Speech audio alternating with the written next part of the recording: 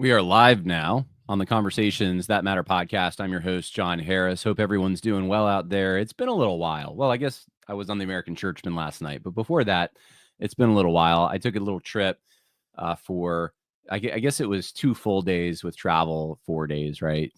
Get there and get back to the White Mountains in New Hampshire. We were actually staying in Maine, in Lovell, Maine, which is, it's actually a quite nice little town. There aren't hotels or really any corporate anything there.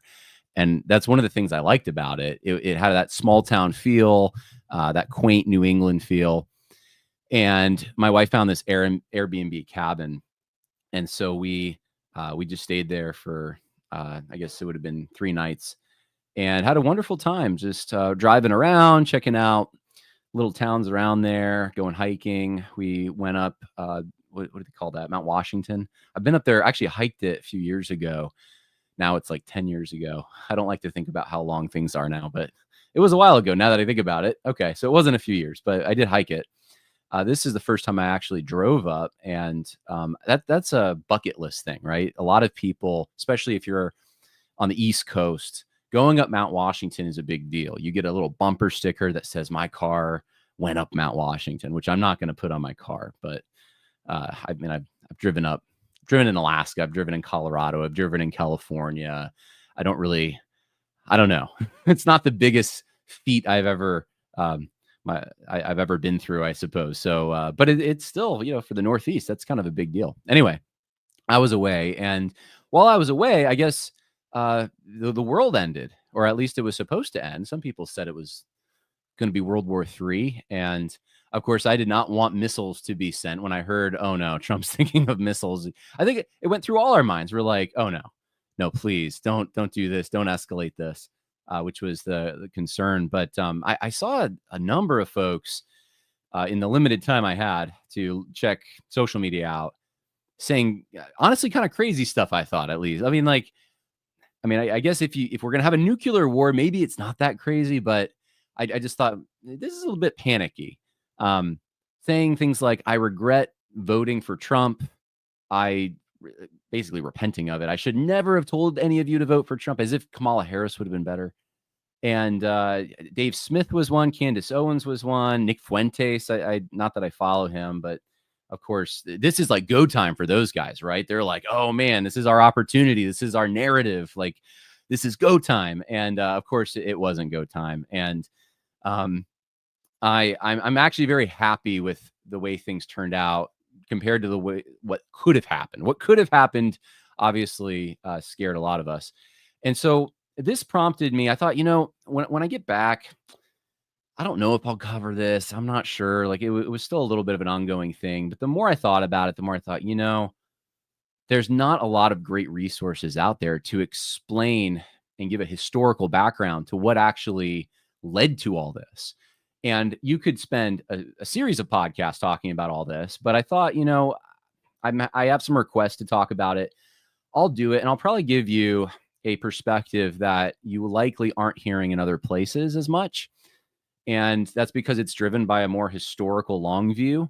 And I think that's really important. I value that. Obviously, I think a lot of people who listen to this podcast value that. Even my critiques of social justice are very driven by historical research and understanding what led to the point that we're at now. And then what are the historical patterns? What could happen given what has happened? So this is not going to be any different. I will confess, though, if it's Eastern or even Middle Eastern history, it's not my strongest point. So I'm thinking back, I had an undergraduate course in Middle Eastern history. And there's a number of things I learned in that, obviously, that I think pertain. And it was actually that background from like now 16 years ago or more that I was tapping into that made me realize, wow, a lot of the takes out there, especially on X, are just really awful. Like, these people, a lot of them don't seem to understand the dynamics geopolitically. And I'm no expert, but hey, I know they're wrong, but they're very sure of themselves. And that just prompted me to say, you know what, I may not know, I may not have all the answers. So if you ask a question in this live chat, I may have to get back to you. I'm thinking of possibly doing a follow-up, and in the follow-up talking more about Zionism and that kind of stuff. I think that's that's important to this, but that's being covered, I think maybe over covered and probably overplayed by a lot of folks. So it's not my first instinct to cover that, but I may do another episode on that if people are interested. I want to focus on Iran, Israel, and the United States, though.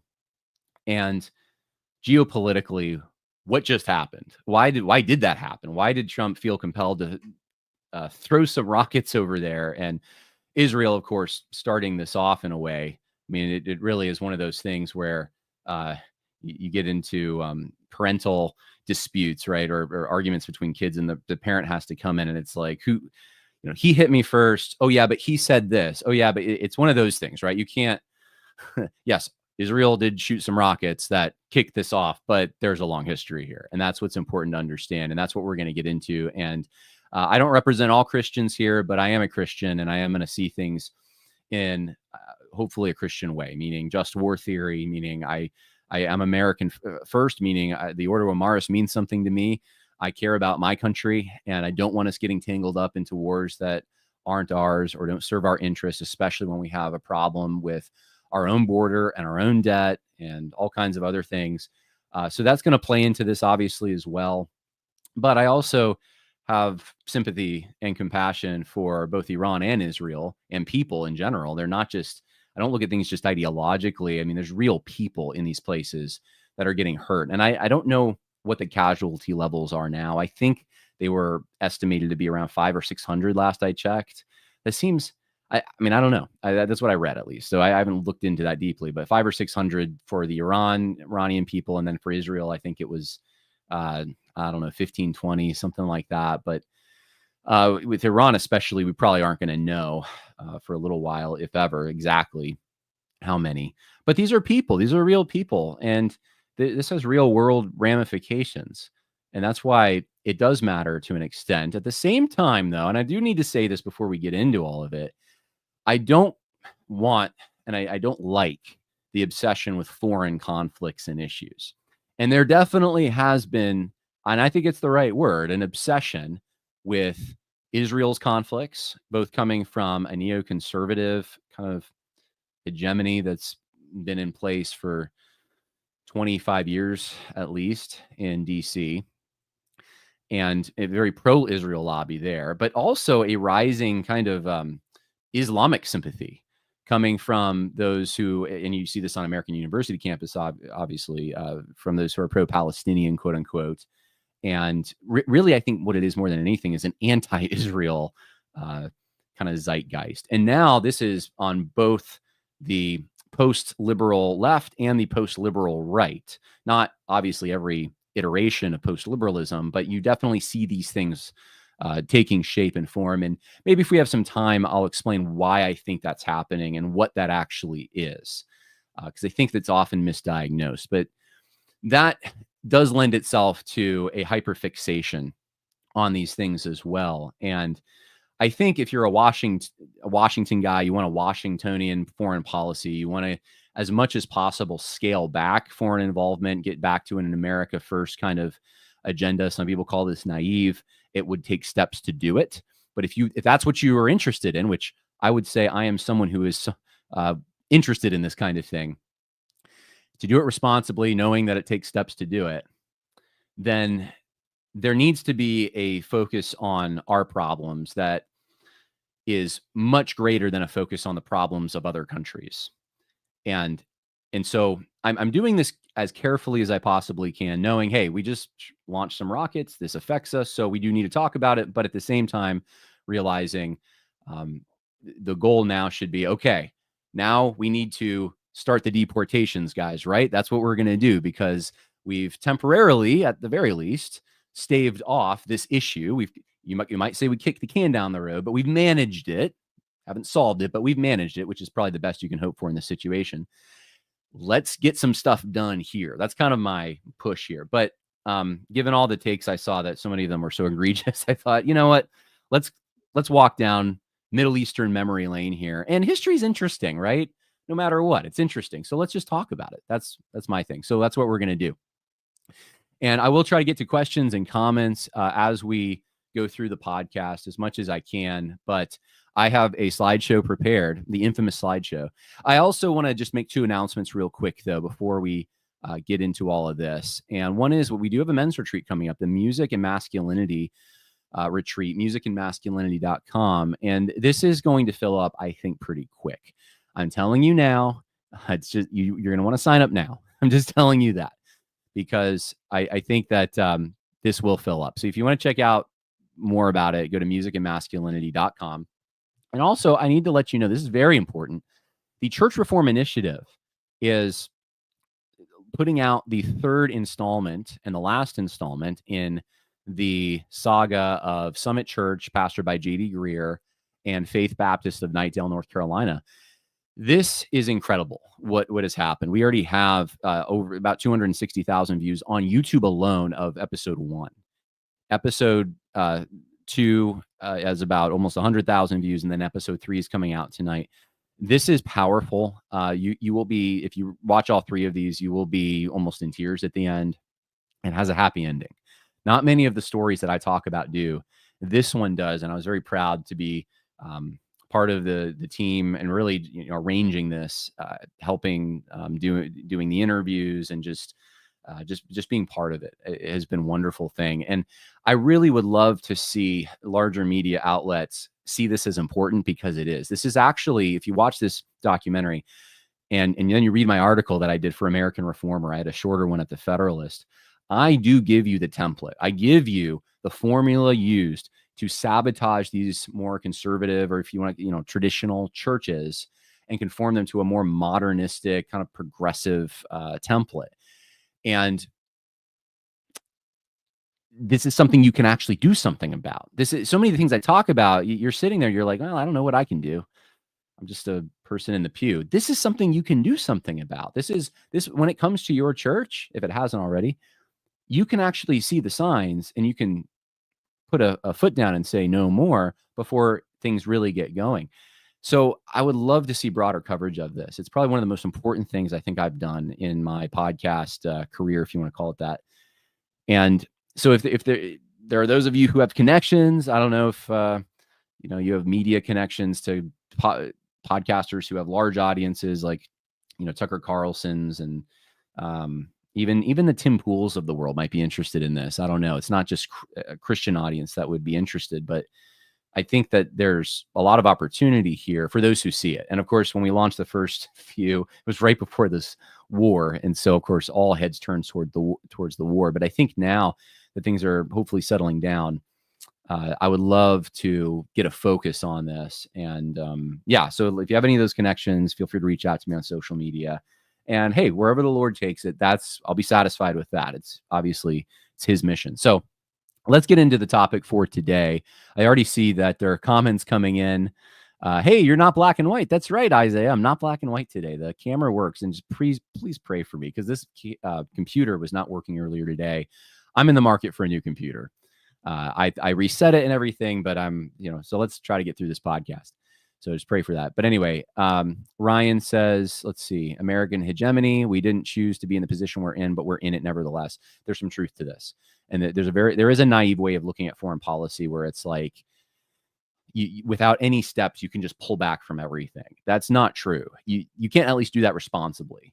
And there's a lot of things even domestically that I'd love to pull back on. You can't just do it in one shot without there being massive consequences. You have to consider those. So anyway, let's see. The USA is already pulling back from global order we created post-World War II, but we're still involved and we'll never get out of involvement completely. I think that's true, says Ryan. I hope you're correct, says Jimmy Starfish. Okay, well, let's start with some history here. We're going to, that's not it. Here we go. Here's my fancy slideshow for you. Let's see. And if you're listening, I know I'm going to try my best. There's a few pictures. I'll explain them. But if you're viewing, it's a better experience, I think, especially with the slideshow. If you are a patron, patreon.com/conversations that matter podcast. No, wait, John Harris podcast. I think that's what it is. Let me just make sure here. I think the link is in the info or the title section there. Let's see here. Yes, it's John Harris podcast. You will get access to this particular slideshow so you can have it for yourself.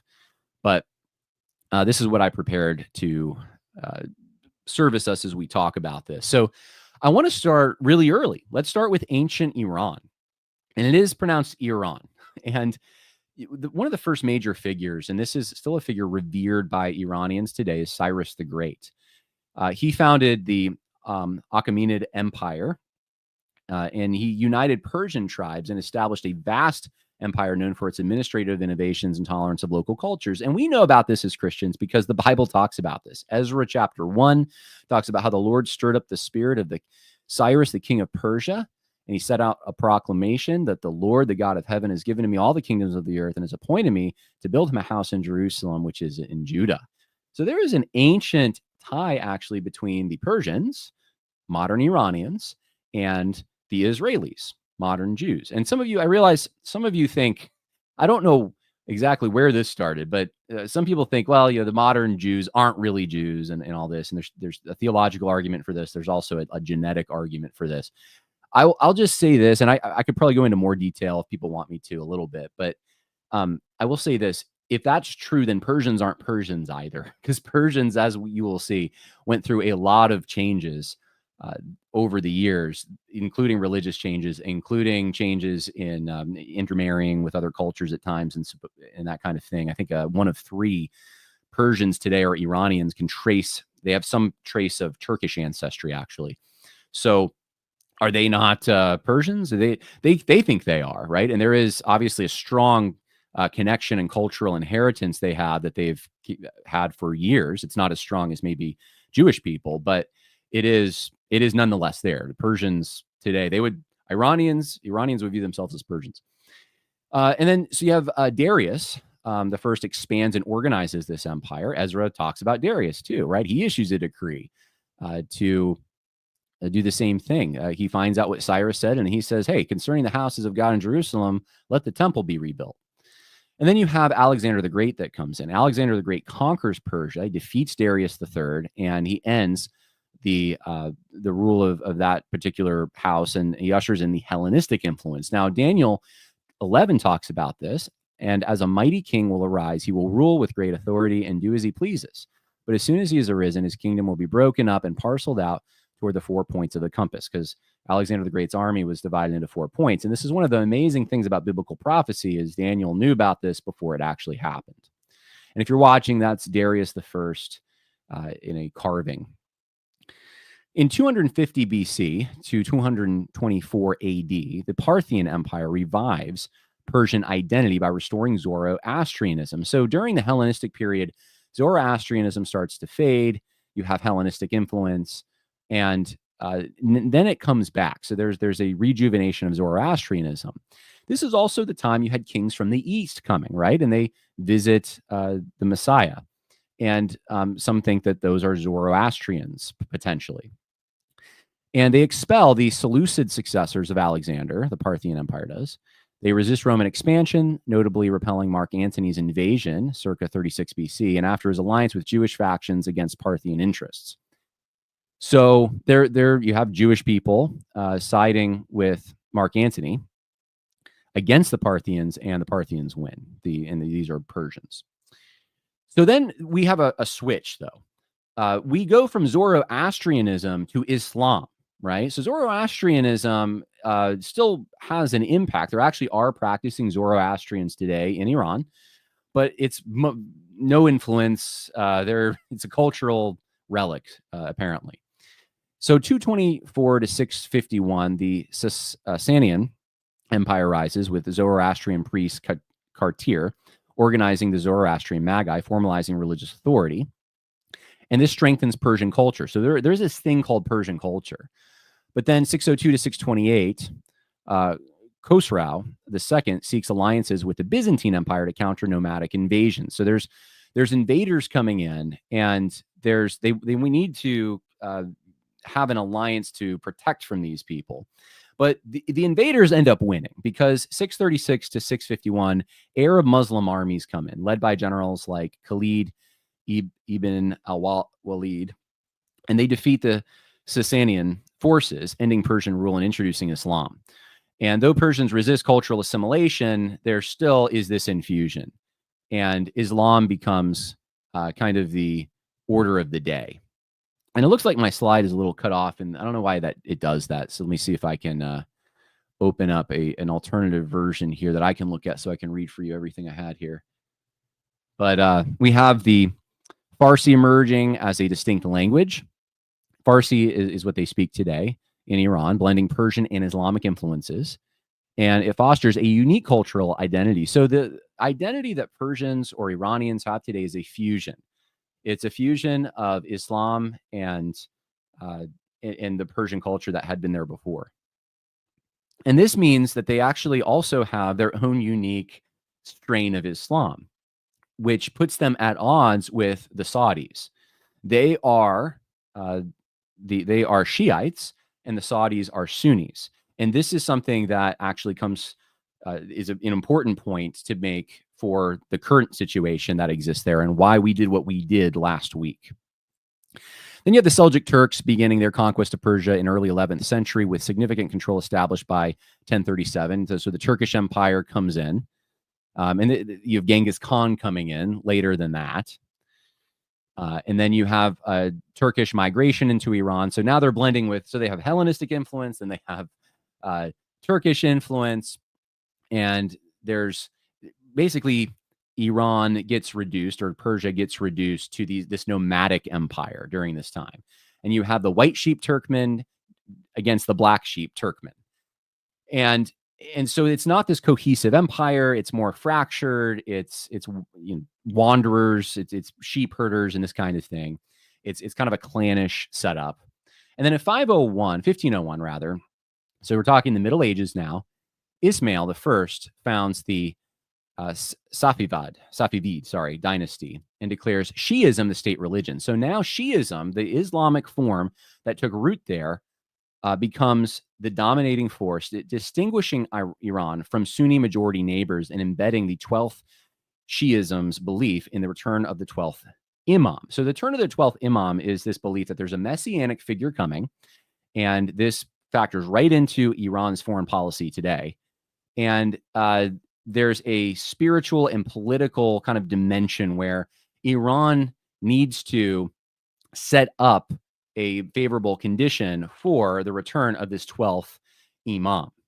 And part of this is they're seeking global hegemony, seeking, and you could say, well, they're not doing that yet. Right. Well, obviously but they want Middle Eastern hegemony to some extent. They are at odds with some of the countries around them, which I'll get into, but Israel obviously being one of the major enemies.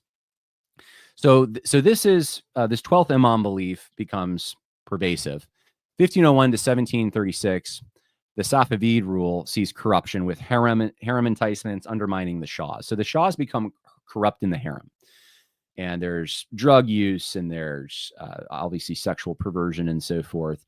And this creates a disjointment between the Shahs, who are the kings. Shah just means king or ruler, and those who they govern. So the nomadic tribal peoples have a tension with the imperial wing, and this leads to centuries of instability. And then in 1800, the Ayatollahs surpassed the corrupt Shahs in influence, legitimizing rulers and issuing legal rulings, laying the groundwork for theocratic power. The Ayatollahs are just the religious scholars, essentially. And this is what Iran is now ruled by, is Ayatollahs, okay? You hear about the Ayatollah Khamenei. You're hearing about a cleric, a Muslim cleric, a Farsi-speaking, Shiite-believing cleric that dominates a theocracy, which is Iran today. Right. So this is where the roots of all of this come from. Then you have Western influence starting in the late 1800s through obviously the 20th century. And it starts economically. Okay. So 1890 to 1892, you have British tobacco concessions fueling what became the tobacco protest. There was even a jihad called against the British. And this is the beginning of suspicions of foreign or Western influence, which also affects us today. The British are trying to take advantage of us, that kind of thing, right? And then in 1905 to 1906, the Constitutional Revolution establishes a parliament and constitutional monarchy, introducing a democratic ideals amid resistance to foreign control. So you have the infusion of some of these foreign structures, these Western or modern structures. You could even say liberal kind of structures. And at the same time, though, there's resistance in Iran to some of these things. 1906, you can see, by the way, a lot of parallels with Turkey. If you ever study the history of Turkey and the Young Turks and that kind of thing, there's a lot of parallels here. 1907, Britain and Russia divide Iran into spheres of influence via the Anglo-Russian Convention, undermining national sovereignty. So you had not just the English, but the Russians are also in Iran. They're, at this point, it's primarily oil that they're after, and they divide Iran up economically. So you already have divisions happening in Iran. This time, though, it's not divisions socially. This is economic divisions. 1919 to 1921, post-World War I, Britain attempts to dominate Iran through the Anglo-Persian Agreement. Rebellions against the Russians, influence persists.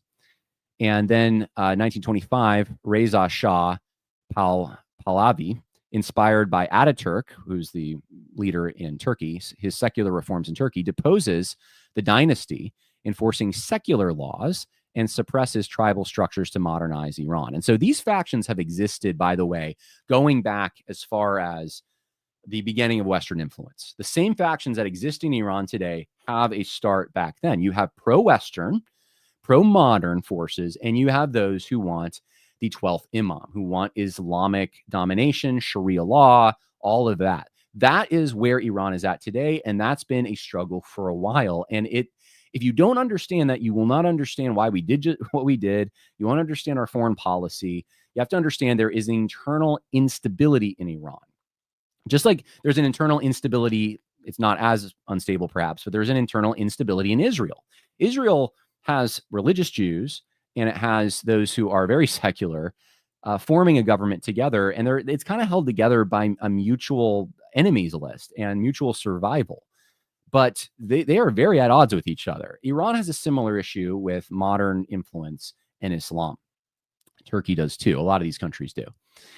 So you have, in 1946, Shah Ghanem rebels in a bloodbath against the Kurds. So the Kurds are a minority faction with different beliefs here. And I probably didn't need to mention this, but it's part of their history. After I guess you could say the representative arm passes laws rejecting foreign concessions following Soviet withdrawal from Iran post-World War II. This is all post-World War II. The protections for the Kurds aren't there. So the Kurds have a protection from the Soviets. It's removed, and then there's a bloodbath against the Kurds. 1949. So now we are in the time of Israel is ascending beginning its ascension as a country. 1949, there's a planning organization set up, the Sazimin, if I can pronounce this, Sazimene Barnama, and it's established to drive economic and social modernization. And this spirit will basically impact Iran for the next few decades. You have then the timeline kind of diverges, and we have U.S. and Iran, and then I have Israel and Iran and their relationship. So we'll talk about this. And there's a picture of Richard Nixon with the Shah of Iran. Doesn't look very Muslim, right? Doesn't look, it looks kind of Western, right? 1830 to 1900, the American Presbyterians had already sent missionaries in who established 31 schools in Iran. They set up hospitals as well. 1941 to 1945, FDR provides aid via Lend-Lease. And by 1953, the U.S. had provided $1 billion in aid, eclipsing Britain and Russian influence as Iran's primarily foreign partner. So the U.S. becomes very influential in Iran. Now, this is history you may not know. It's also important for understanding why we're at where we are today. But Iran and the U.S. haven't always been this opposed to each other. 1946, though, Allen Dulles persuades the Shah to remove the prime minister over fears of communist influence, aligning Iran with U.S. Cold War policies. So this is partially driven by the Cold War. Now, let me make a big point here, and you'll see this a little bit. But our involvement with Iran does not start with Israel, okay? Our concern over Iran and Iran's policies do not start with Israel. Our concern with Iran starts with the Cold War, and our involvement starts even before that a little bit. But our official government, state directed foreign policy starts with concerns over the Cold War primarily. Okay. Obviously, yes, there was some oil interest in those kinds of things, but we do not want the Russians, who have been involved in Iran before and have a history there, to use Iran for their own benefit as a colonial, um, state underneath them, which they very well could easily have done.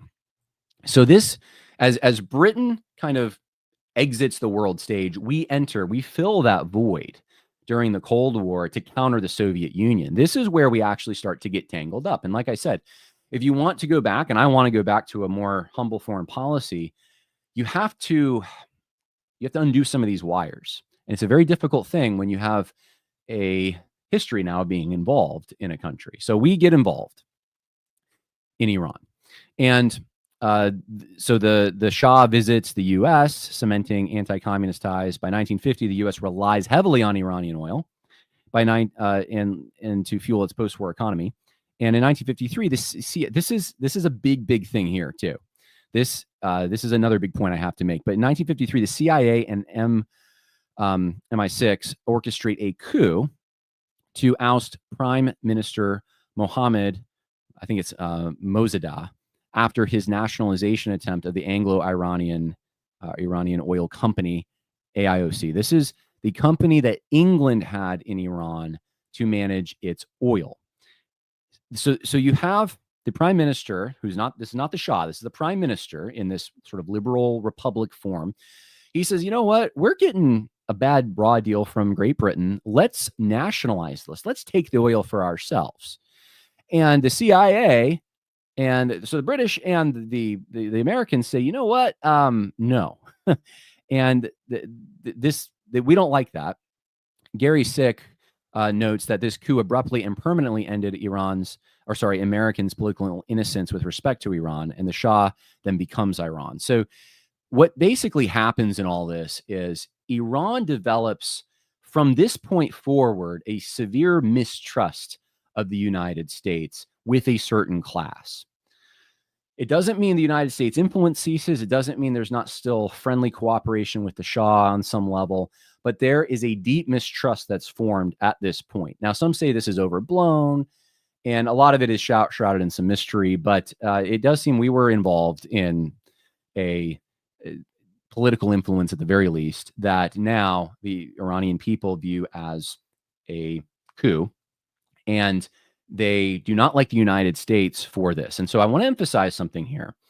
Yes, Iran does not like us for our support of Israel, but Iran's distaste for America started long before anything related to Israel. So that's another important point for me to make, and that's something that I think people ought to understand in this whole conflict. So then we have, from 1970 to 79, the U.S. grants a $200,000 loan with stipulations deepening economic ties but reinforcing Iran's dependency. So when I say the Shah, Iran becomes the Shah becomes Iran. Getting rid of the prime minister means the Shah now is our.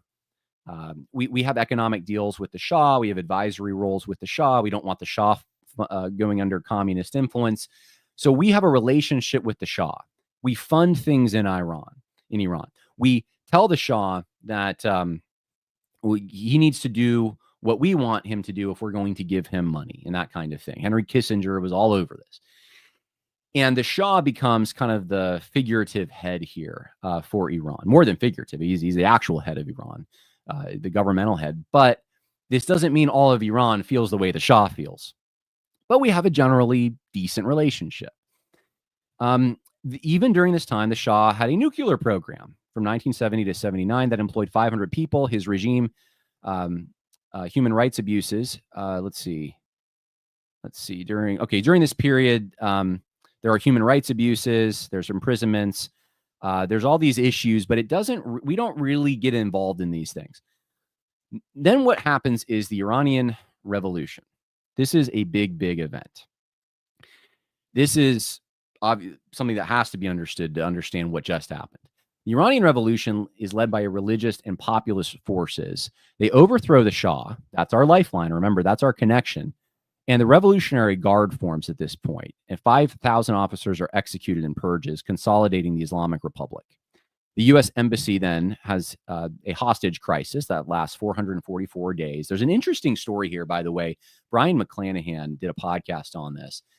I thought it was interesting that so Reagan's real election team, essentially, there's some thought that they, and it seems like there's some evidence, they actually cut a deal with Iran to release the hostages after the election so that it would benefit Ronald Reagan and not Jimmy Carter. Whether Reagan knew about this, I don't know, but this probably cost Carter the election, the fact that we had these hostages and he just seemed unable to do anything about it. So you have now the wing that is very mistrustful of us taking control of Iran. 1979 to 2015, and this colors the rest of our foreign policy. The U.S. imposes sanctions on Iran for 36 years, targeting its nuclear program and economy, aiming to isolate the Islamic Republic there. 2005, Mahmoud Ahmadinejad is elected. This is fueled by economic discontent that bolsters Iran's defiance of U.S. policies. 2006, 2007, there's an intensified sanctioning under President Bush and Obama, then aims for regime change, escalating tensions. 2012 sanctions trigger 50% inflation, crippling Iran's educated middle class and deepening economic hardship. So you can see that there's some resentment the common people of Iran have towards the United States. The sanctions are hurting them, and they're hurting the common people. And this is there's a hatred. There's a hatred for whether Israel's involved or not. There's a hatred there. Israel does get very involved, though, and I'm going to show you that in a minute. 2015, the Joint Comprehensive Plan of Action forms. That's Obama's nuclear deal, which limits Iran's uranium enrichment and lifts sanctions. Netanyahu's makes a speech in 2015, calls it a mistake. This strains our ties with Israel. And then Iran violates this program in 2018 because they start enriching uranium up to 60%. And the reason we know about that is because of the Mossad, because of Israeli intelligence, which I'll show you. That's an amazing story I'll share with you in a moment. So Biden seeks the JCPOA revival when he gets into office. So Trump gets into office, pulls us out. Biden wants to revive this. And one of the things he's willing to concede is he's going to make the Revolutionary Guard not designated as a terror group, because we designate them as a terror group, and for good reason. Iran is funding much of the terrorism in the Middle East, including in the rockets that went into Israel on October 7th, right? This is one of the problems that we've had. And so we listed the Revolutionary Guard as they're a terrorist organization. Well, Biden said, let's take that off the table. Let's get back into this deal. But it doesn't pan out because Trump had already withdrawn in 2018 after there was evidence from the Mossad, from their espionage that showed that Iran was lying about their capabilities. And then Trump puts maximum pressure sanctions on Iran. So he punishes them big time for lying to us, for lying to the world. So, and this is one of the things there is in Islam, there is a doctrine that allows you to lie for a good reason, essentially. And Iran lies. This is in keeping, I guess, with their foreign policy and their religious beliefs. And this becomes a pretext for us to be even harder on Iran. In 2020, Trump orders the assassination of the Revolutionary Guard's Qasem Soleimani. You may have heard that name before. This is also a very big deal. Qasem was a mastermind behind much of the terrorism that killed not just Israelis, but Americans and others. 2011 to 2025, that whole period, Trump says over 50 times that Iran cannot have a nuclear weapon. And I want to say that loud and clear for everyone to hear, because I saw people saying, I regret my vote for Trump. I never wanted this. I thought he was going to pull us out and all of this. Trump has been, if there's anything Trump's been consistent on, it has been this. He will not allow Iran to have a nuclear weapon. I don't know how much more clearly I can say it. When the White House published a quote list that had just quote after quote after quote, starting in 2011, this has been a big deal for Trump.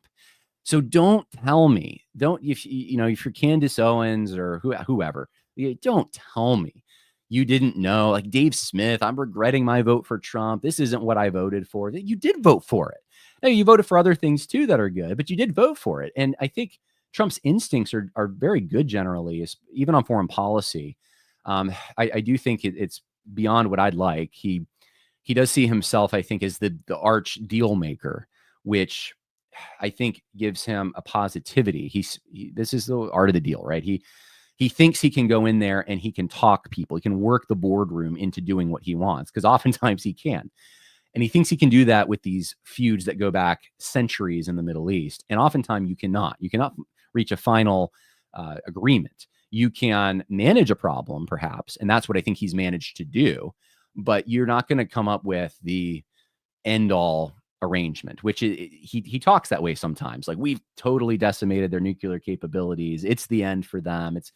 Well, we're going to be talking about this in the coming years. It's a feud.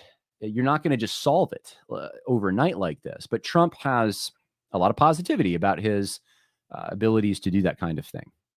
And so this does probably create situations where we become more involved in global affairs than perhaps we should be, because we think we can solve these things. It's also good for Trump's political. He doesn't have to seek re-election, but still, it's good for his poll numbers. I think his poll numbers are higher right now than they've been in a long time. J.D. Vance's poll numbers are high. I mean, he's looking really good politically. What he was able to pull off was a brilliant move. That's now long term, this just manages the issue, but I get it. It's a big, I put on X that it was a big Trump W. It's like, this is a big Trump W if he's able to pull this off. And I have all these people, saying that you're screenshotting my tweet and like it's going to come back to haunt me or something. And I'm not saying I agree. I'm not saying I would have even launched. I would have tried everything not to launch those missiles. And I'll explain why, hopefully at the end. But you can't say that this isn't a big political win for him. This is a huge political win for him. So anyway, 2019, Iranian-backed militias kill U.S. contractor in Iraq. And this prompts U.S. and Israeli strikes on Revolutionary Guard-linked targets. You may have remembered this from 2019. I remember that. And let's go through the same timeline now, and let's talk about Israel. Okay, so that's the United States. I haven't even really talked about Israel much, right? And you're already getting a clear picture of why there's animosity, why there's a problem, why there's a history, without even mentioning Israel. But if you want to get a full picture, you have to mention Israel, because Israel is a big part of why we were involved in what happened last week and why we're involved now. So 1947 to 1979, Iran votes against the UN partition plan for Palestine. Iran doesn't want Israel modern state forming because they're with all the other Muslims. Now, this is something you have to understand about Middle Eastern foreign policy. There's two coalitions that I'm going to be sharing with you. One coalition involved Israel and Iran and basically other Middle Eastern countries against the Saudis, against the Arabian Peninsula. Another coalition involves Israel and the Arabian Peninsula against, in the Saudis, against Iran. And you might say that they're flipped, right? Israel's involved in both, but it's a different cast of characters, and that is true. And we've gone from one arrangement to another arrangement. And in both arrangements, part of the dynamic has been that these Muslim nations, whether Shiite or Sunni, cannot say anything against the Palestinians without suffering backlash. They're afraid to do it. Their populations support the Palestinians because they're Muslim. They're always going to support the Palestinians over a secular Jewish state, or a religious Jewish state. It's just the way it is.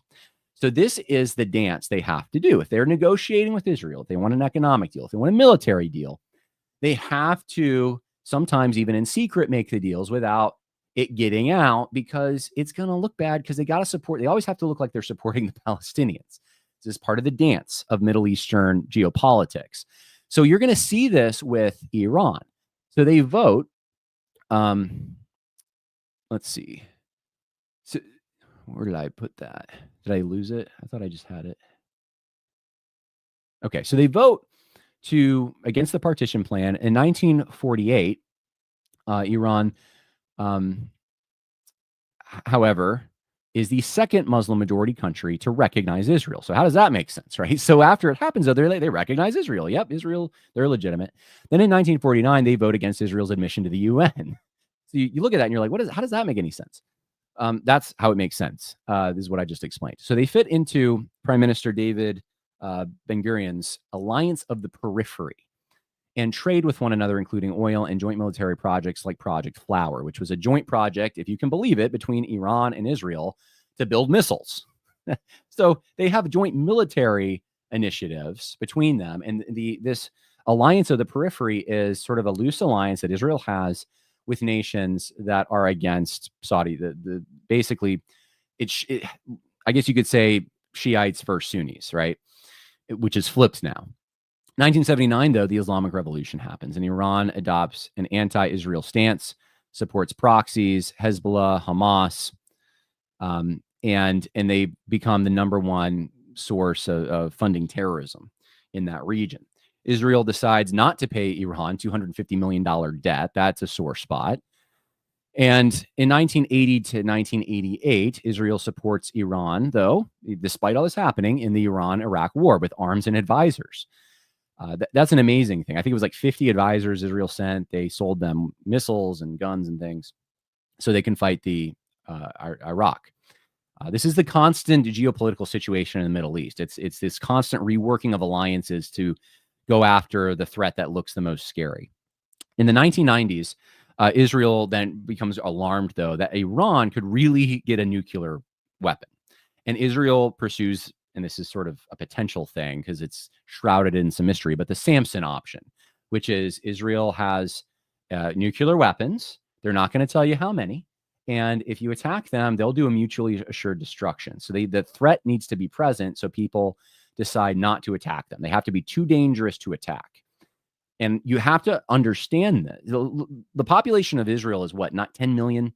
Population of Iran is like 90 million, something like that. You have to understand Israel is surrounded by countries incredibly with more populations than them, with more of everything, really, and that don't necessarily like Israel. They favor the Palestinians over Israel. And this makes them feel very threatened. They are also very threatened because of what they went through in the Holocaust and their experience in Europe and other places. They're always, there's a fear that they need, I mean, that's the whole sort of rudimentary issue with Zionism, right? That's why it formed. Zionism is this, let's give a place for Jewish people to live, because it seems like they become persecuted in many of the countries that they live in. And there's those who are even anti-Semitic, quote unquote, or those who don't care for Jews, we'll say, who actually even become part of this because they say, yeah, give them a place so they'll leave us alone. And they're not saying those guys drove it, but there is a sensitivity there. There's also this forms all pre-dispensational theology, by the way. There's a number of covenant theologians. In fact, I'm not sure if I think it is the majority view. Don't quote me on that yet because I haven't looked fully, but I know guys like many of the Puritans like Increase Mather, Jonathan Edwards. If you go back further to the Reformers, even guys like John Calvin, Samuel Rutherford, these guys all seem to signal that there was going to be an ingathering of Jewish people that would happen in the future. And so there's a bunch of covenantal people actually who make up the ranks of the early Zionists. This comes together before there's a fully orbed dispensational theology. You could say there's echoes of dispensationalism. In fact, there's a book on my desk. I've been doing a bunch of reading on. I just finished a book on covenant theology. This is a book that I'm told I should read that has, I guess, dispensational. Some covenant guys say it's debunked, but it's got some dispensational beliefs, I guess, that preceded Darby. But anyway, before Darby, we'll say, there's this sort of spirit of the Jewish people need a homeland. This gets going until you get the Balfour Declaration, and what was that, in like 1910 or so. And it's this commitment of the British to find a place for the Jewish homeland. The Holocaust is what really justifies this more than anything else. And there were many proposals for where this could be. Palestine was not the only place, but that becomes one of the places because, hey, they have ancestral ties there. There's already some Jewish people living in the area. This makes sense. It's under British rule. It was taken from the Turks. Before that, you had the Crusader states and all going back, but this is kind of a homecoming, and this is where they want to come. And so there's a number of factors that went into this. But the return, if that's how the Zionists would frame it, or you could say the settlement, that's how a non-Zionist might frame it, of these Jewish people, mostly from Europe in the Middle East, becomes a sore point. And it becomes a sore point, not just because they're Jewish, but also because you have to understand from an Islamic perspective, they represent a colonial outpost. Before, it was the Byzantines versus the Muslims, right? And in Europe versus the Muslims, and you had crusades. And it was Christianity versus Islam. Then it became liberalism, right? A lot of these countries went liberal, and that's what we live in today. Israel is basically a liberal outpost. You could say of Europe, because Europe is the one that drove the formation and the ability to, it was England who had the land there, of Israel to have a body politic and a government there. And so this becomes a European outpost in at least there's a cooperation there in the Middle East, a liberal democracy in a very illiberal area. This is going to come up later as I show you what Richard Nixon said for why we support Israel. But from the Muslim perspective, they think in centuries.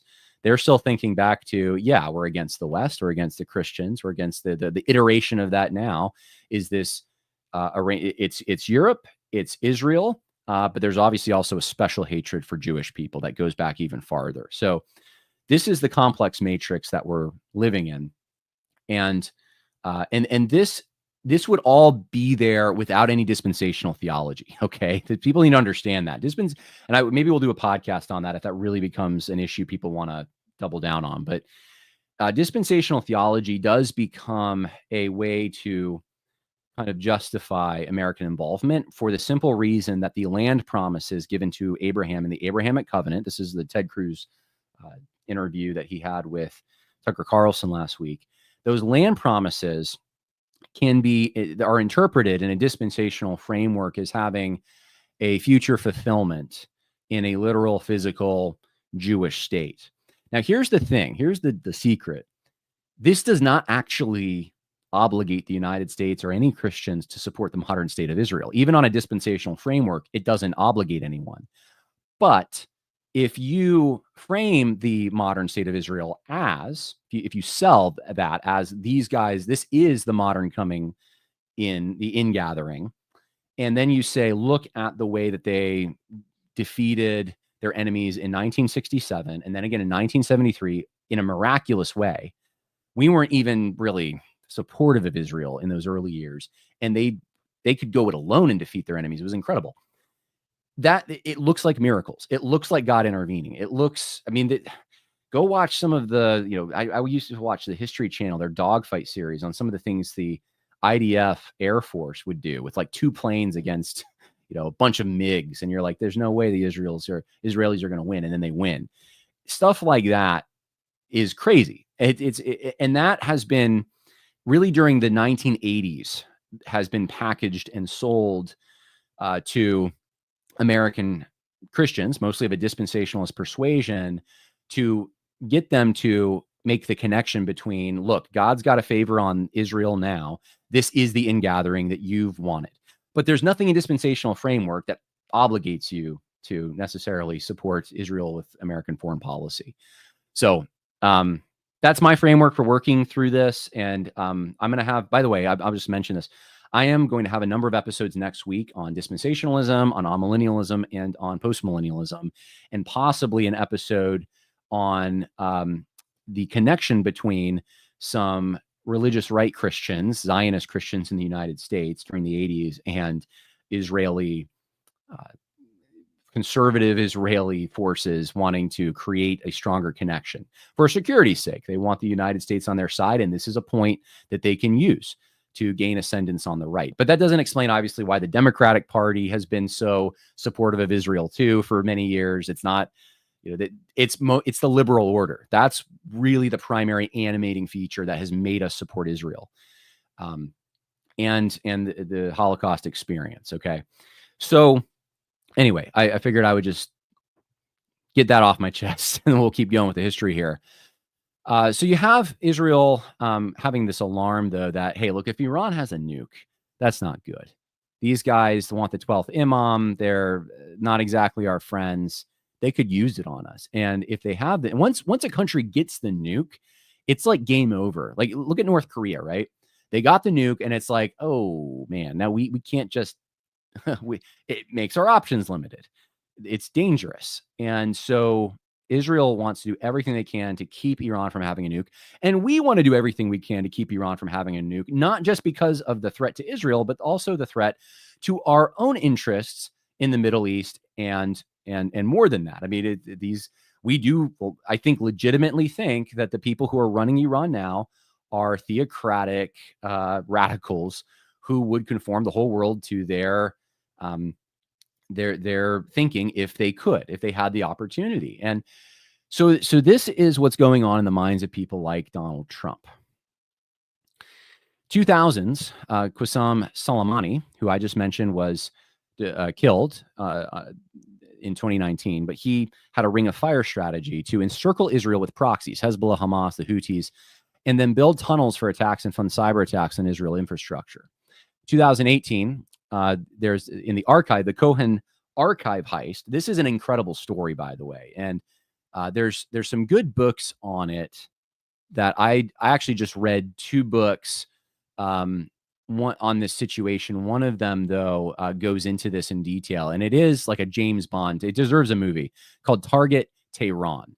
You can go check that out. But there's this heist of these archives. And so you have a group from Israel sneak into an Islamic warehouse. Not Islamic, but a Iranian warehouse. They find these archives. They had to go into this drum, I think it was, where they were keeping these archives and do this whole. We don't know exactly because some of it's secret, but they had to get around cameras and they had to drill into or burn into this box truck thing and then go into it, get the archives. They had to first find out where the archives were, and they bring them back to Israel, and they're detected a few hours afterwards. So it was too late for the Iranians to do anything. They were already on route back. And this gets into the hands of their Israeli intelligence agency, Mossad. And what it reveals is that Iran has been lying for years, for decades, about their nuclear program and their ambitions. Surprise, surprise. So the Mossad decides they're going to wait. They're going to sit on this, and they're going to wait for the opportune moment to introduce this to the world. And they do. And that's when Trump decides, all right, we're pulling out of this agreement with Iran. They've already broken it. What's the point? And we're going to put more sanctions on them to punish them. And I think Trump's mindset is they only understand strength. So that's all we can do it. So there's peace through strength. So this reveals Iran's secret Ahmad project, proving nuclear weapons intent, and Netanyahu uses evidence to expose their lies.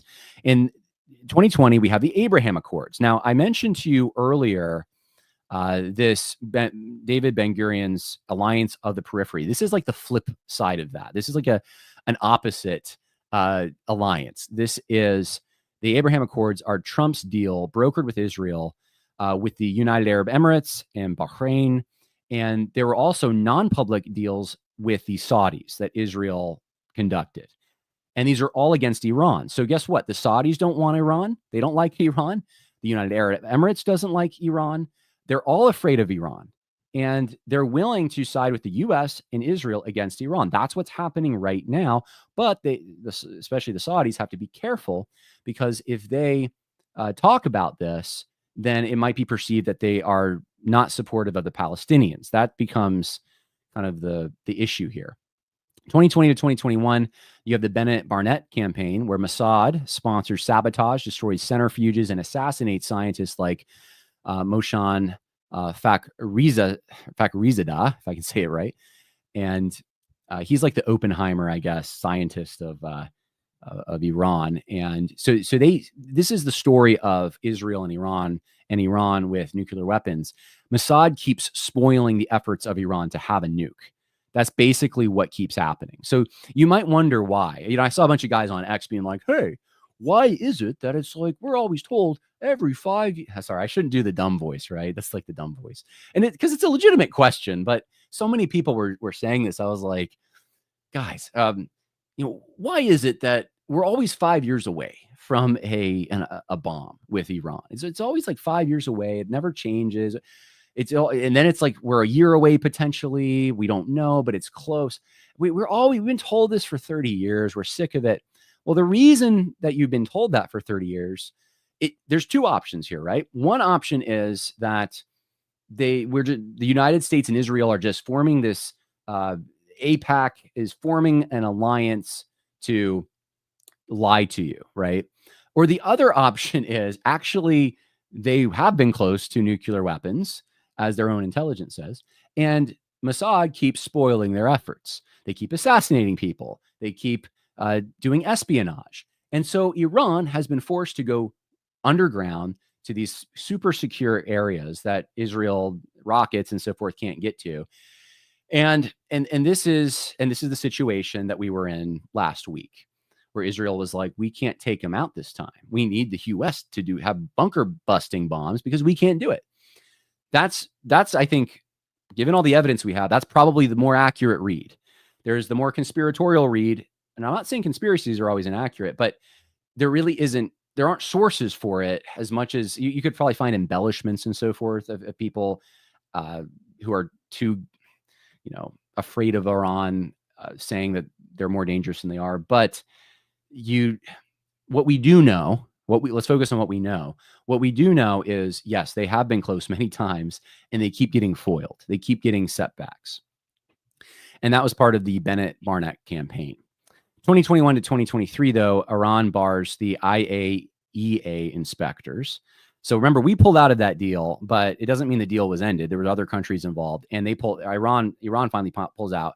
They shut off the cameras that are supposed to be monitoring their uranium enrichment, and they start enriching uranium to near weapons grade, defying the JCPOAs. That's the deal they were in. So they defy the inspectors that are supposed to be looking into this kind of thing. And that does sound similar, I will admit, to what Saddam Hussein did, right? So it's like the whole WMD scare and all that. He's like, well, he's not letting inspectors in, so what's he doing? Then you have 2023. This is another element you have to add to this, or else you can't understand fully the situation. China is also involved in this. However many fears we have of Iran, our fears of China and Russia to a lesser extent, but China, are exceptionally more, because both those countries have nuclear weapons. And in some of our war simulations, China wins. And I know it's a paper tiger and all that. Yes, but they still have a pretty strong military. And it was looking pretty bad under Biden. So China has their colonial interests are all over the world.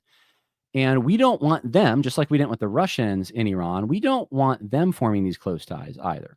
China, though, in 2023, brokers a deal between the Saudis and Iran. There's a diplomatic restoration. Remember, I told you that, hey, the Saudis and Israel are forming a relationship. That's true against Iran. Well, China's brokering deals to try to restore the Saudis with Iran. That goes contrary to our interest, to Israel's interest. So this has become also something we're keeping our eye on. And then in 2024, Israel, why did I put Israel there? I meant Iran. That's a typo on my part. I'm sorry about that. I meant Iran there. 2024, Iran sells missiles to Russia.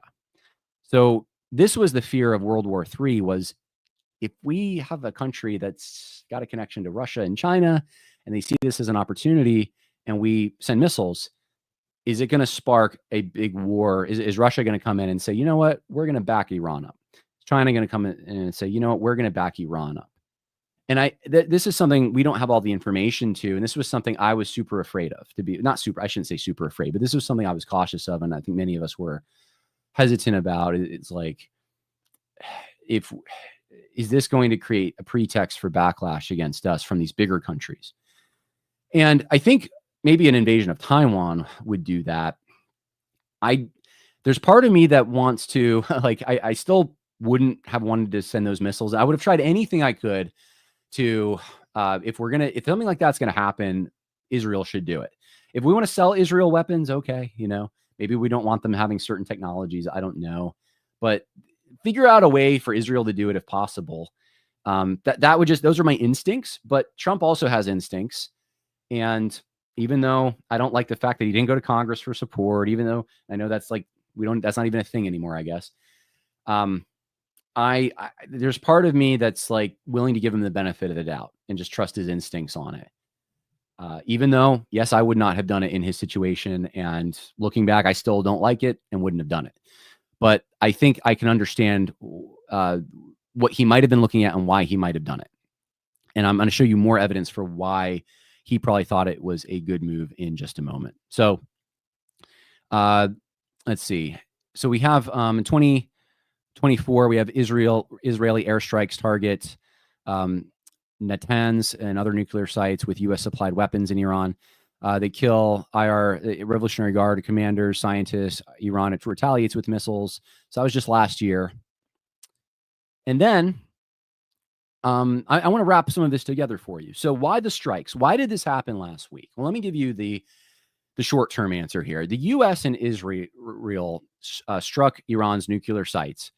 And the reason is because this was high reward and low risk for them. It was an operation that they could do, and it would likely delay Iran's nuclear program by a decade or more. That's at least what they think. So this is management. This isn't people who expect, well, this didn't solve anything. It wasn't meant to. It was meant to manage a problem. That's all they can hope for, okay?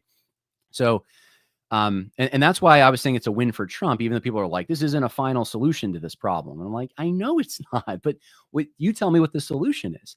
You got two countries that are dead set against each other. You have other countries in the area that mistrust this one country. You have this country that has ambitions beyond even Israel. What are you going to do? Regime change isn't a good idea. So what are you going to do? Anyway, Iran's military doctrine collapses here. Right? They relied heavily on proxy forces like Hezbollah and the Houthis, but they're not strong anymore because Israel's been kicking tail. So their proxies are weakened, especially after Assad's fall in Syria. So this dismantles Iran's regional deterrence. So they had some alliance with Syria. They could move weapons into Syria and move it into that ring of fire area. They can't do that anymore. So they're hampered in their ability to supply the enemies of Israel. Iran's nuclear ambitions obviously are also, so this makes them more desperate too, right? So this is, if they're going to do anything, it's probably going to, nuclear is a better option. So it's going to be rockets or it's going to be a nuclear bomb or something. So their uranium enrichment reaches 60%. That's far exceeding civilian needs. It seems clear to us, to our intelligence, that they're after a bomb. And part of me doesn't blame them for this. And I'll just make a little aside here. The reason I say that is because put yourself in their position too. They look at how North Korea is treated versus how Iraq was treated. One has a nuclear bomb. If you have a nuclear bomb, people respect you. So you can understand from Iran's perspective why this wouldn't just be even an offensive thing. This is also a defensive measure. Maybe our enemies will leave us alone if they know we have the bomb. So anyway, they pursue it, but they lie about it and all the rest. And then Iran could, there's intelligence indicating apparently that Iran could soon produce multiple warheads using fortified underground facilities. Only the U.S. munitions are capable of penetrating these sites effectively. So you need the United States to do something. There's a strategic timing element here. That's why this is high reward and low risk. There's open skies over Syria. There's degraded Iranian air defenses, and this creates a rare opportunity that's been there since February.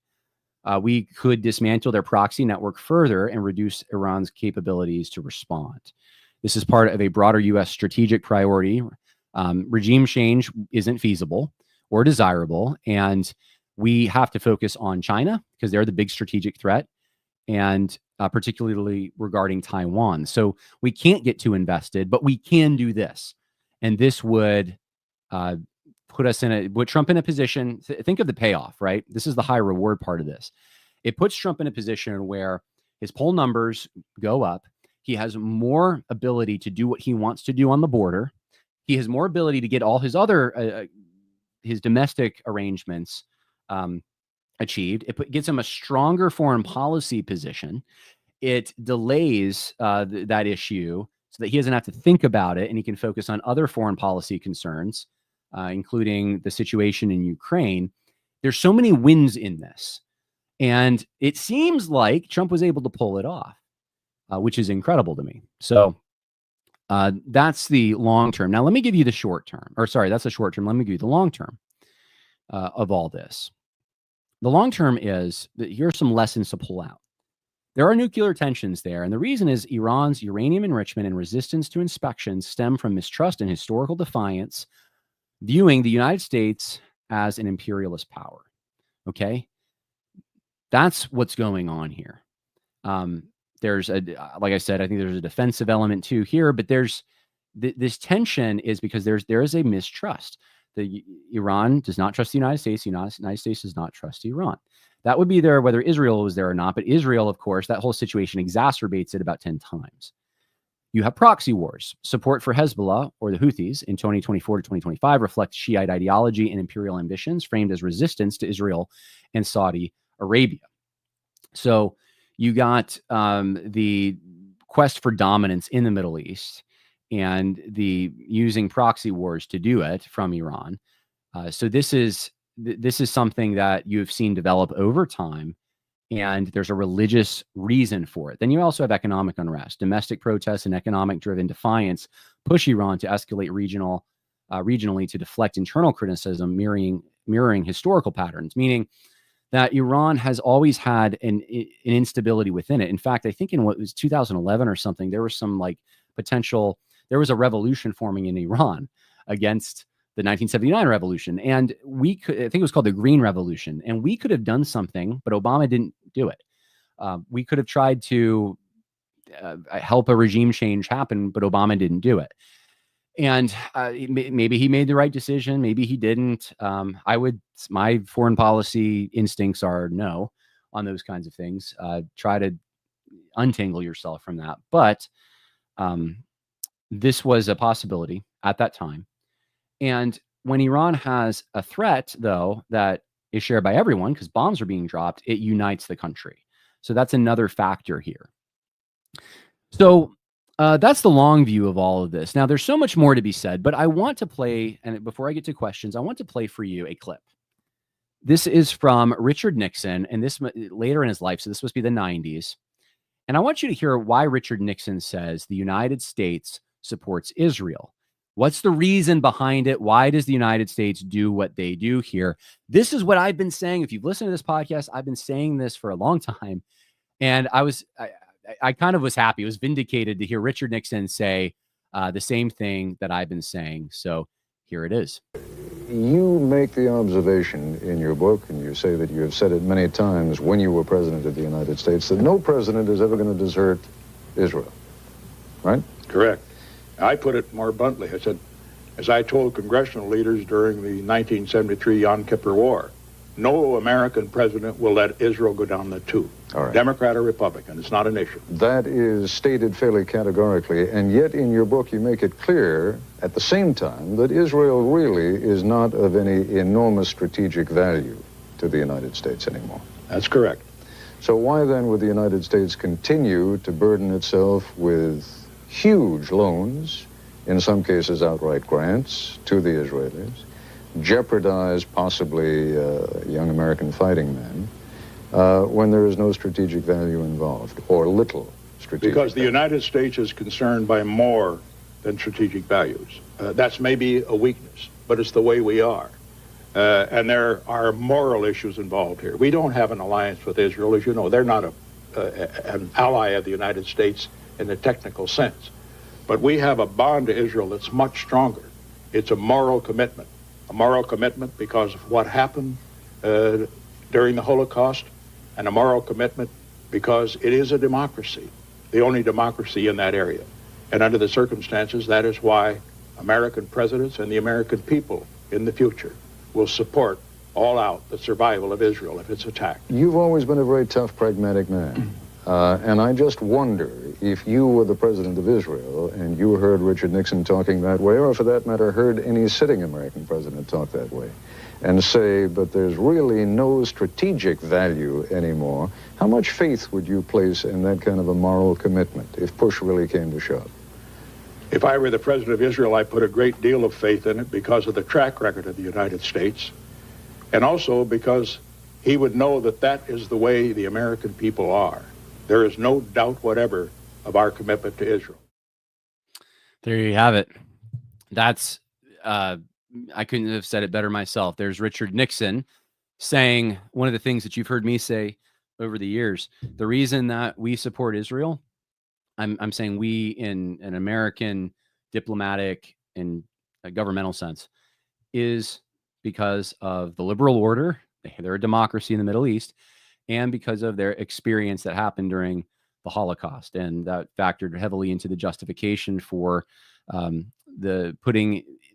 making Palestine the area where they would go at the time they went there. So that may be coming unraveled now. I think that is very likely coming unraveled now. And when you hear him say that we don't have a strategic interest, that is part of the reason perhaps for that. I think there's other reasons too. But what should the United States be doing, I suppose, is the greater question. And it is a complicated question if you answer it the way that I answer it.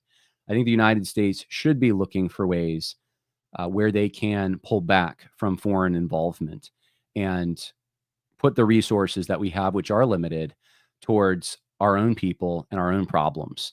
We have such a severe problem with what we've let happen at the border. We need to mobilize a force. If we can go send bombs into other countries, why can't we have a force that's capable of deporting the millions of people who are here illegally? If we don't have a border, we don't have a country. And this is fundamental. Israel, if you care about Israel and you think that alliance is a strategically good thing, you should care about our own border first and foremost, because if we fall because of internal rot and internal cultural being hollowed out economically and in other ways, then Israel doesn't have any lifeline, right? They're on their own. And my instincts are that Israel has, maybe you're relying on miracles, but Israel has had a lot of those. At least it looks that way. Okay. I'm saying from a military perspective, Israel has done some incredible things, whether it's God's providence or it's something else.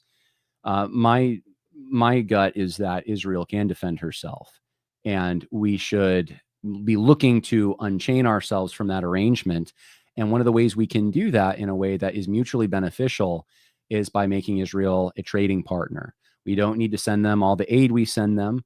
Let's sell them the weapons that they need to take care of the enemies that are around them. They're not going to use them on us. You could say that they lobby us hard in these kinds of things. Although I was thinking about it this morning. I haven't had a chance to look into it deeply, but I don't know if you saw the mayor of New York right now is, I guess, this radical Muslim guy. And of course, I live not far from there. So I'm somewhat aware because I saw advertisements and stuff, but I wasn't keeping close track on it. I thought Cuomo was going to win because those were the polls just a few weeks ago. And so anyways, there's a bunch of, I guess it was young white people that put him over. That was another thing that surprised me. I thought it was third worlders who had come in a coalition in a sense that had come to New York and had done this. No, those guys were for Cuomo. So this radical Muslim guy who's a Marxist, and by the way, there's connections there. Talk to Trevor Loudon; they're fascinating. He is now going to be the mayor of New York, and he got money from CARE and stuff. So it's like we have lobbying groups, if you want to call them that. Because what is CARE? CARE, I mean, it's not. Is it on behalf of Iran? Is it on behalf of Saudi Arabia? It's. I haven't looked into it deeply. It's on behalf of the Muslim world, though, and I mean, this is a group. They're basically lobbying. And they're getting powerful figures in our government. And you have Israel they have powerful figures that are have allegiance to them in our government. And this is the problem. It's like, why do we have people in our government that are so concerned about some of these things over there? Well, one of the reasons is there are incentives to be concerned with those things. But I think behind that are deeper moral commitments that Richard Nixon talked about there. And We'll see what happens with the post-liberal left, which is the woke left. They're post-liberal, and then sort of some elements of the post-liberal right, meaning more the and this is a broad group, so it's very hard to define, but some of the more anything from the more Nazi enthusiastic portions to just the kind of general people that are very heavily believe in a Jewish conspiracy and see Israel at the center of this. They are, of course, and then you also have even, your libertarian foreign policy guys who are just for those reasons against this strong attachment.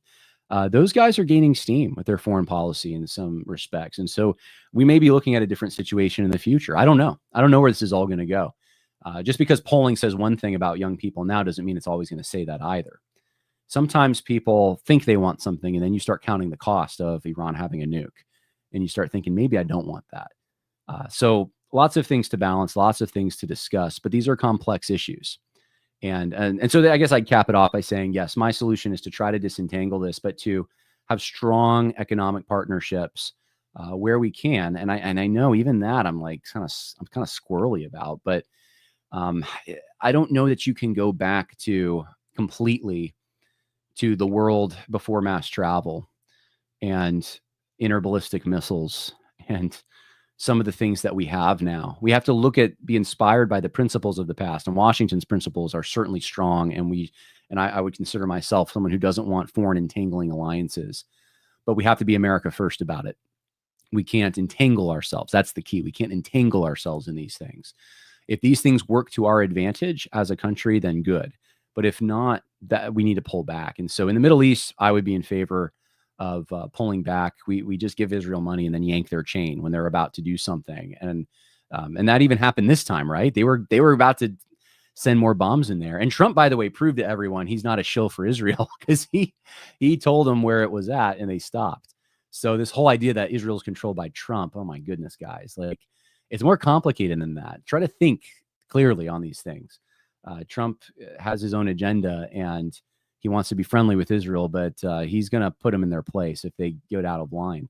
But wouldn't it be better if we could get to an arrangement where we can let Israel do what Israel needs to do with their enemies? Maybe we can sell them weapons, maybe to some extent, I don't know, intelligence sharing, but we're not going to get directly involved and we're going to try to keep ourselves out.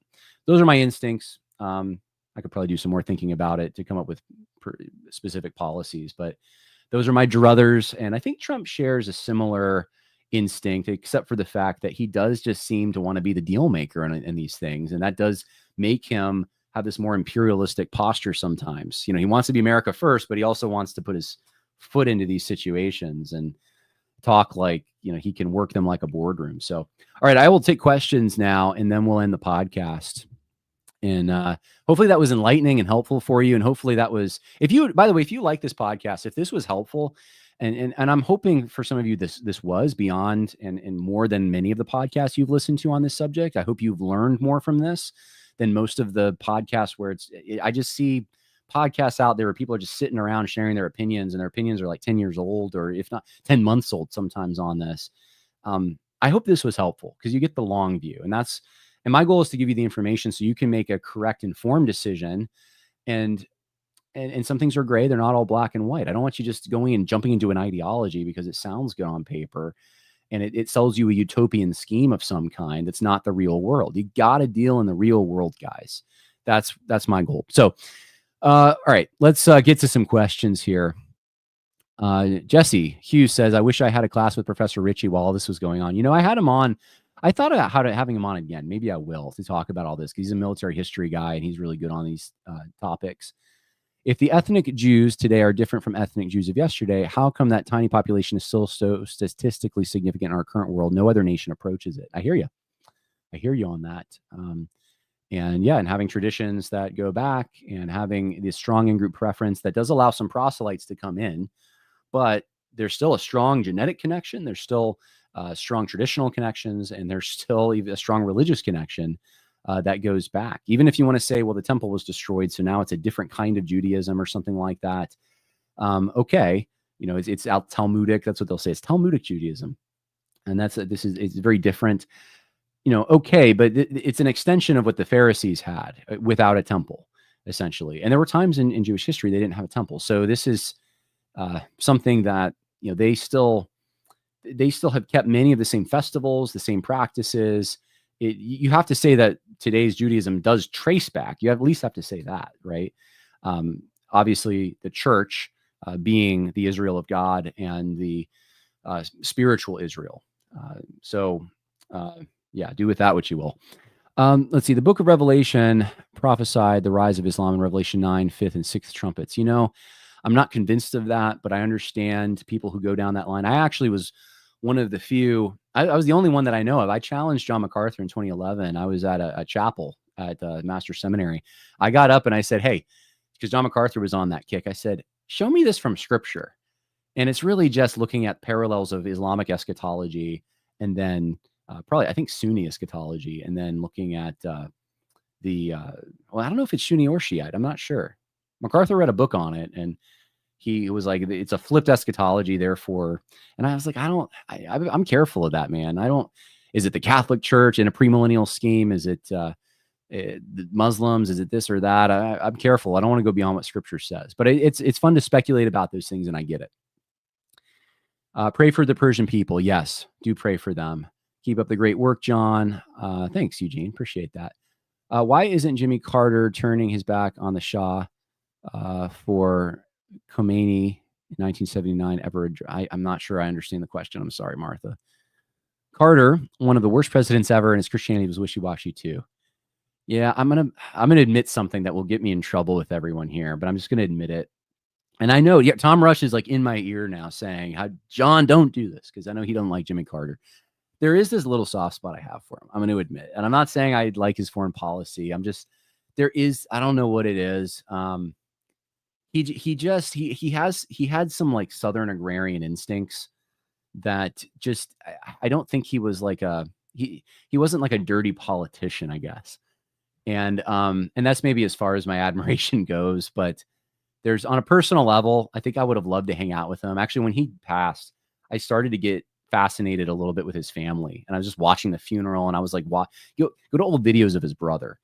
They're super interesting. But anyway, like he actually set the stage for some deregulation, especially in the travel agencies. And so not everything he did was bad, but of course, yeah, I mean, he, on the foreign policy, especially, he's remembered very poorly, and I understand why. And then they became best pals with all these dictators, and it's like, that was really bad.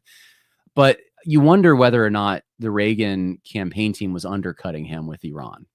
And yeah, I understand. I love Ronald Reagan. I probably shouldn't admit this. I'm admitting all my weaknesses, but that Reagan movie, I actually cried at the end. He's riding his horse on the Reagan Ranch, and it's right. I mean, I'm a Californian by birth, and I'm a Californian by heart still. And I've realized that over time, like being even in New York and raised primarily in New York, and then living in North Carolina and Virginia, and having a strong connection to Mississippi and all these things, like I still have so many California instincts, and I feel at home with people from there. It's very odd, perhaps, but I don't know. And it makes me love Reagan. I'm proud of Reagan, but he might have been undercutting Carter. I'm just saying.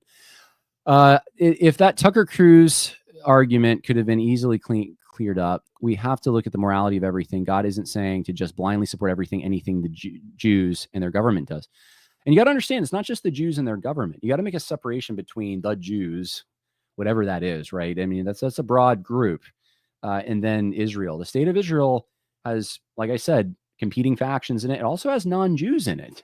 There's Muslims who are Israeli citizens, right? It's a secular government, and you need to understand that. And so supporting the modern state isn't even the same as supporting ethnic Jews. And so anyway, glad to hear about your future podcast on different end times perspective. Pre-trib has infested many churches. You may not like all my podcasts then. I haven't gotten into pre, mid, and post-trib, right? I'm more interested in the broad perspective of like covenantal, dispensational. So far I've only done, and I'll do tomorrow post-mill, but I've already done, weeks ago I did dispensationalism, and then today I did, and that was with Peter Gaiman at Shepherd's Theological Seminary. Today I did with Dr. Russell Fuller, amillennialism, and then tomorrow with Pastor Joseph Spurgeon, I'm doing post-millennialism, which I confess I probably know the least about, even though I know about all of them. They're very complicated. It's very complicated. So they might have, let's see here. What other questions do we have? Countries are lining up to give nukes to Iran. Iran doesn't need to make nukes. They will have nukes whether or not anyone doesn't like. Yeah, I've seen that Russia supposedly made an offer. There's a risk to doing that, though. You make that offer and then you're becoming at war with the United States. I think a lot of that is bluster, to be honest with you. China got into the geopolitical game way too late to get one over on the U.S. I think that's part of why Trump did what he did. It was like now or never. We got the skies are clear. Let's do it. Let's see. During the Cold War, Israel was a bulwark against the Soviets. Yes, that Javier makes such a good point here.